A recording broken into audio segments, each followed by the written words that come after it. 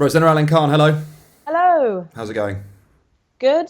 Hanging in there. Obviously, had a busy week, ensuring that kept on campaigning for frontline NHS staff to have their personal protective equipment. I've been doing shifts at my local hospital, trying to stay well.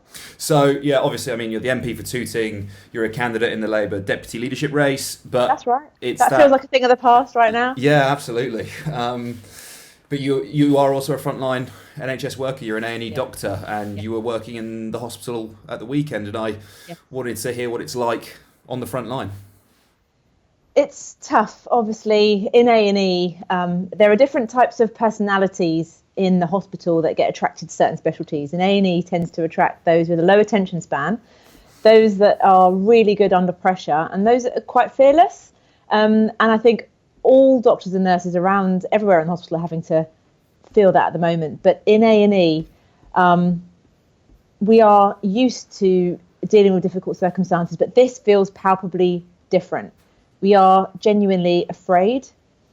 We are afraid not for the fact that we are very likely to catch the virus, but we're afraid about what it means for our families because obviously we're coming home and giving it to them. We don't currently have the personal protective equipment around the country that we need to have to keep our NHS and care workers safe.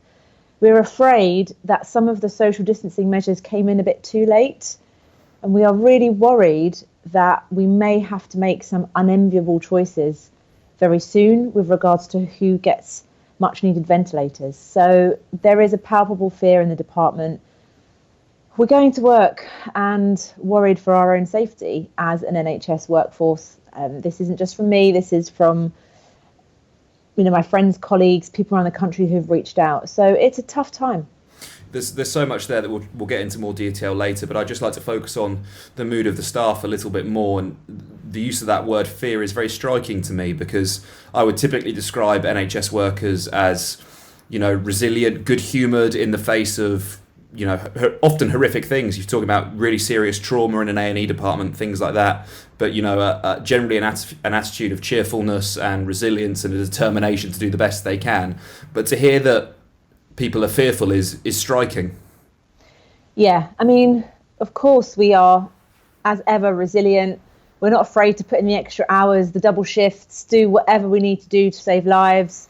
We always stay cheerful where we can, and we're always really grateful of the wonderful volunteers who bring us things to eat and make us feel really valued. And in fact, I shed a tear last night when everyone was clapping on the streets for our NHS workers, and I was joining in clapping for all the people around the country who are doing an incredible job. But there is something very different about fearing for your own safety and that of the ones you love when you go to work. And in A&E, we're used to being trained for mass casualty scenarios. And I've got colleagues who work through terrorist attacks and through the Grenfell Tower tragedy. And I myself have been a humanitarian doctor for a decade. I've been all around the world working in very different circumstances. But on this occasion, you go to work knowing that you are compromising your safety. And even if you don't let that bother you, it's the thought that you're coming home and potentially spreading something to those you love the most. So that's always in the back of your mind, but that hasn't stopped anyone carrying on. We're a resilient bunch. This is what we trained for.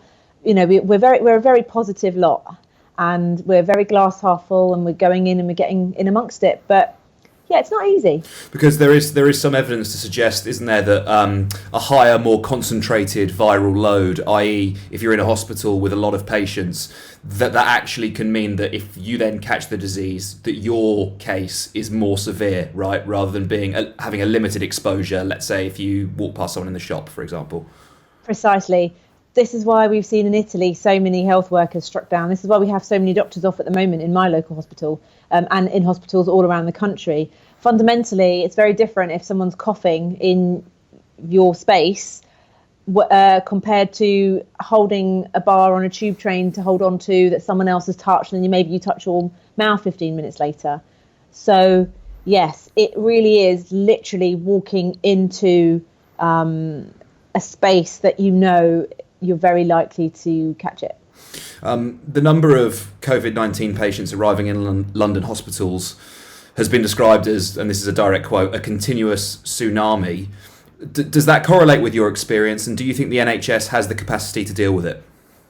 It does correlate with the experiences that I've seen, but also hearing from my colleagues that the numbers are growing day by day, and we can see that the part of our emergency department where the sickest patients go to be treated, that's always full really early in the morning with COVID-19 positive patients, to the point where we have to move other patients out of that area, even though they're very unwell. We have to move them to the paediatric resuscitation area. We expect very soon that the entire department will be full of patients with COVID-19. But I don't understand why planes were landing from Iran last week and no one was checking their temperatures. I've heard from a friend of mine whose family arrived from Iran, and they got off a plane and they weren't checked.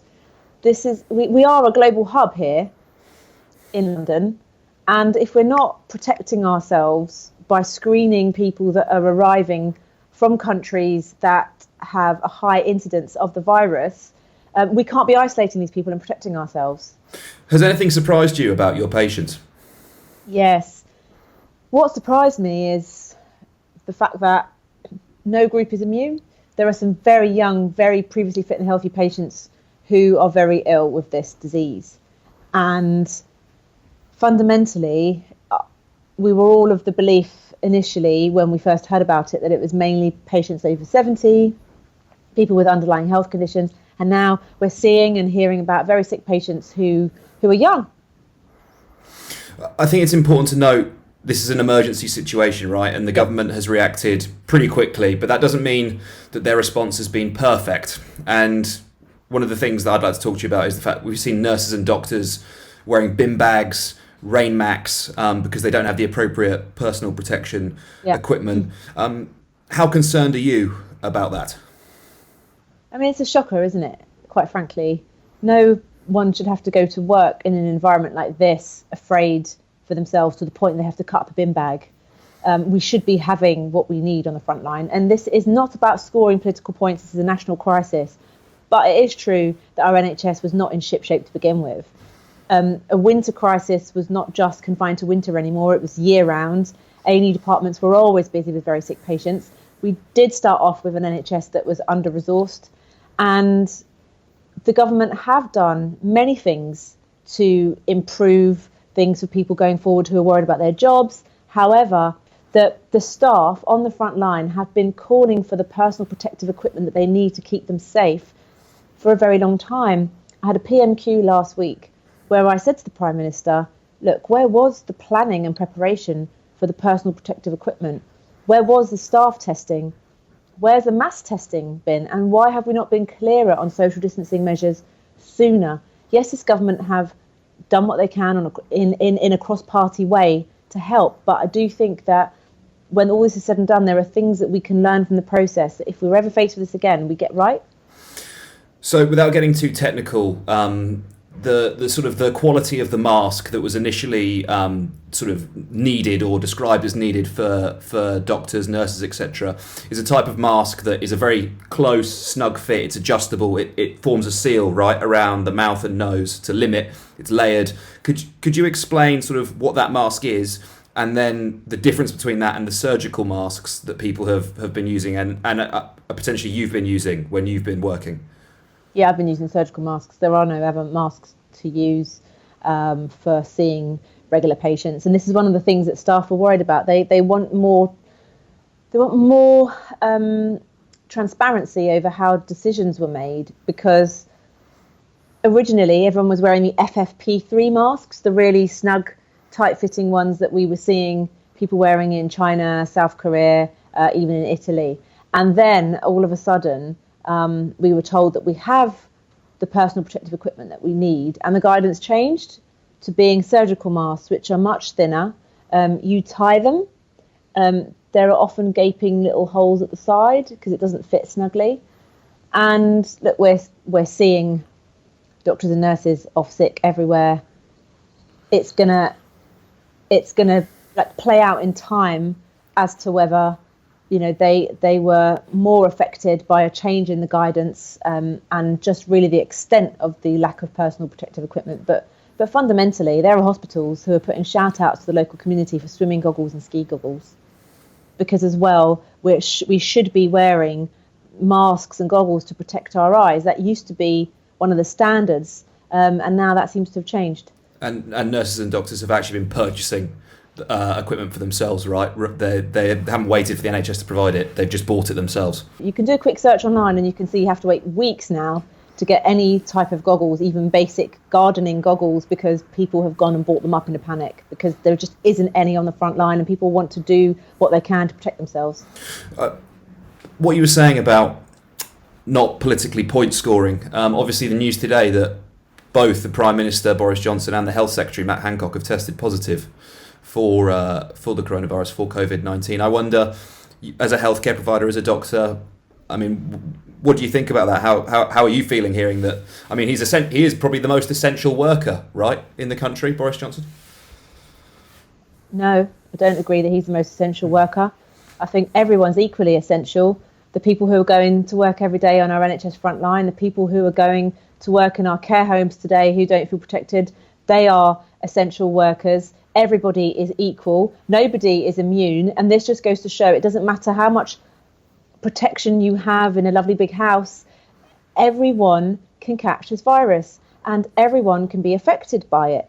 And we know that we had MPs who were walking around with symptoms and they didn't self-isolate, and potentially Matt Hancock and Boris Johnson got it from them. This is why we've been calling for social distancing measures for a lot sooner than a few days ago. And maybe now the fact that very senior politicians are getting it, they'll understand what we were saying all along. There's something here as well. I wish them well, though. I just want to say I wish Boris Johnson and Matt Hancock well. I hope their symptoms are not severe and that they make a very speedy recovery and that their families don't catch it as well. So it's obvious that people like Boris Johnson, Prince Charles, their testing's been fast-tracked, right? And perhaps you're saying that not only that it's perhaps the NHS essential workers who should also be being tested, but that the country's approach to testing just more broadly should have happened much quicker, that move to mass testing and contact tracing.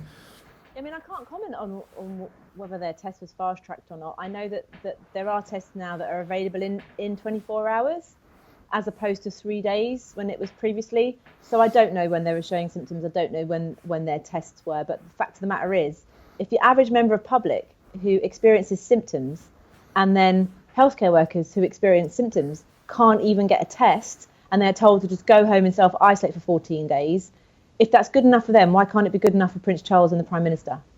And could you mentioned earlier about ethical choices, and I know this is difficult as a doctor because you're trained to every life is sacred, you need to take care of every single patient. But we're seeing this in Italy, aren't we? That essentially, because of a limited supply of ventilators and a huge number of patients, that doctors are being forced into making an ethical decision about which patients receive access to their life-saving ventilators. Yeah, it is an absolutely unenviable choice.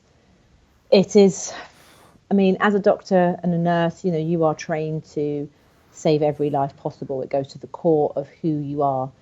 And fundamentally, to find yourself in a position where you have to make choices between who gets a ventilator, it's basically horrific because young people are not immune from this, and it's quite likely the people who are going out and not properly experiencing and sticking to social distancing measures, it's probably those people who are going to be getting the ventilator as opposed to someone's mum. So that's why we all have to be really vigilant about keeping to social distancing measures, because it will be older people, even if they're normally fit and well, that will tend to suffer if a younger person also needs the same ventilator. It's tragic, isn't it? Just finally, Rosanna, my hands are dry. They are cracked.